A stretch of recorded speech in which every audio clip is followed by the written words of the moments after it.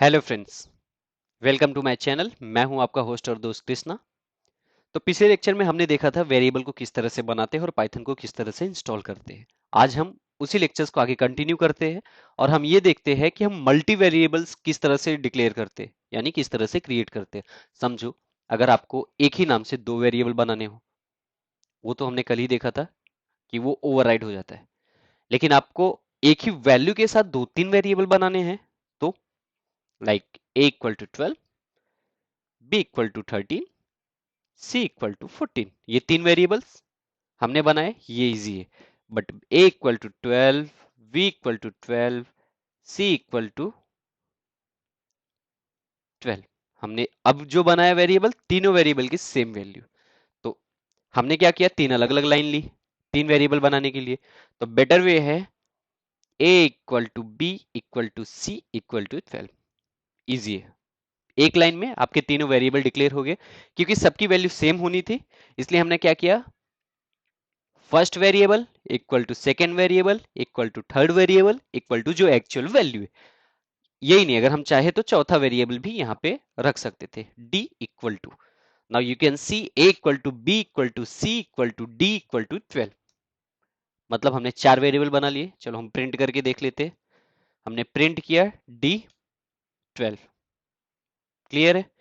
अब हम जाते हैं आगे। हमारे एक और तरीका होता है, जैसे हमने थोड़ी देर पहला देखा था, a equal to 12, b equal to 13, c equal to 14 and d equal to 15। Four variables, right? अब ये चार लाइन हमने कोडिंग किया है, but we have a better way. a comma b comma c comma d comma e।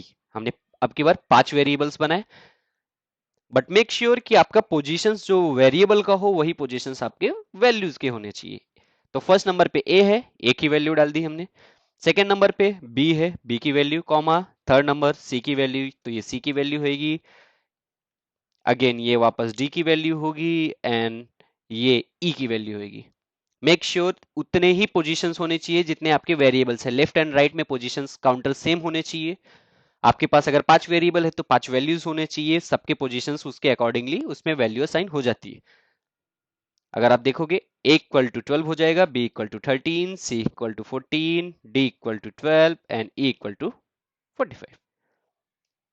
If you want to check, आप print कर सकते हो, प्रिंट, और प्रिंट के अंदर वेरिएबल का नाम e45। नाउ यू कैन सी हमने मल्टी वेरिएबल्स को देख लिया। And the next point is comment. तो कमेंट हमारे कोडिंग लाइफ में सबसे इंपॉर्टेंट पार्ट होता है, और वो इंपॉर्टेंट इसलिए होता है कि हम अभी तो हमने सिर्फ वेरिएबल सीखा है, लेकिन कल को चल के हम जब कोडिंग पूरी तरह से सीख जाएंगे तो हमारे एक एक स्क्रिप्ट्स में कभी हो सकता है हजारों लाइन्स हो, कभी हो सकता है 250 लाइन हो। डिपेंड्स कि आप किस चीज पे काम कर रहे हो। लेकिन जब आप इस जगह पे काम कर रहे हो, आपने 1000 लाइन की कोडिंग कर दी और आप 6 महीने तक फिर उस कोड को आपने देखा ही नहीं, 6 महीने के बाद जब आओगे तो आपको खुद भी ब्लैकआउट हो जाएगा। आधी चीजें याद रहेगी, आधी चीजें आप भूल जाओगे कि हाँ ये कोडिंग मैंने क्यों किया है। तो उस चीज से बचने के लिए हम कमेंट्स करके ऑलरेडी लिख देते हैं कि ये कोडिंग मैंने इसके लिए किया था। या फिर आपने समझो किसी चीज के लिए काम किया है, आपने कोडिंग किया हुआ है, आपका प्रॉपरली स्क्रिप्ट्स वर्किंग है, बट उसके बाद आप वो चीज पे काम करना छोड़ दिए, कोई और बंदा आके वहां पे काम कर रहा है, तो वो बंदे को ना वो पर्टिकुलर कोडिंग को समझने में काफी टाइम निकल जाता है। बट अगर आपने ऑलरेडी उस फीचर्स के बारे में या उस डेवलपमेंट का आपने कमेंट करके रखा है कि हाँ ये डेवलपमेंट या फिर इस कोडिंग, ये जो कोडिंग है ये मैंने इसके लिए किया था, अगर आपने कमेंट करके रखा है तो उसके लिए इजी होता है। तो कमेंट्स हम करते कैसे? नॉर्मली हम कमेंट करते हैं इसी तरह से ना, this is test code. Normally हम ऐसे करते हैं, लेकिन पाइथन वो इस तरह से कंसिडर नहीं करता है। जब भी कोई भी लाइन अल्फाबेट से स्टार्ट होती है, पाइथन उसको क्या समझता है, एज अ वेरिएबल। हमने पहले लेक्चर में ही ये चीज सीखा है। तो जैसे मैं एंटर मारता हूं, सबसे फर्स्ट चीज आप यहाँ पे देख सकते हो, वो इनवैलिड सिंटेक्स दिखा रहे हैं। तो बेसिकली हमें जब भी कोई भी प्रॉपर सिंटेक्स देना हो या कुछ इस तरह से मैसेज देना हो, तो हमें उसके पहले हैश यूज करना होता है। अगर मैं अभी हैश के साथ में ये चीज कर रहा हूँ, नाउ यू कैन सी हमें कोई भी एरर नहीं आ रहा है। तो दैट मीन्स ये प्रॉपरली एक कमेंट है। आप मल्टीपल कमेंट्स भी कर सकते हो। तो इसका कोई भी, एक्चुअली पाइथन को ये चीज समझ में आता है कि इस लाइन का कोई वैल्यू नहीं है, तो पाइथन उसको इग्नोर करता है और बाकी के कोड्स को रन करता है। तो कि ये कमेंट्स आपके लाइफ में आगे आने वाले टाइम में जब भी हम प्रॉपरली डेवलपमेंट करेंगे, हम देखेंगे कि कमेंट्स हम किस तरह से यूज कर रहे हैं और उसका जो इंपॉर्टेंस है वो कितना ज्यादा है। तो ठीक है, आज का लेक्चर हम यहीं पे रुकते हैं। आगे आने वाले टाइम में हम सीखेंगे डेटा टाइप्स।